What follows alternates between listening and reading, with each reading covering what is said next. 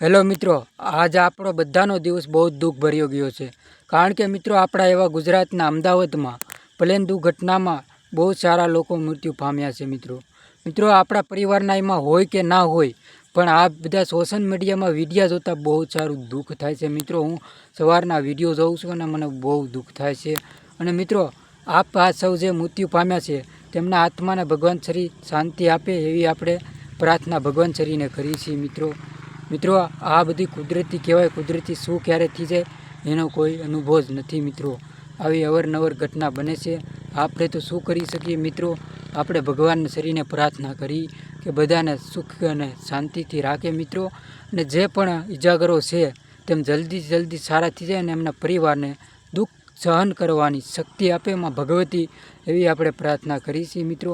અને આ વિડીયો અમારા ફેસબુક પેજ ઉપર જોતા હોય તો અમારા પેજને ફોલો કરી લેજો મિત્રો. અને આ વિડીયોને જરાક શેર કરી દીજો. જય માતાજી.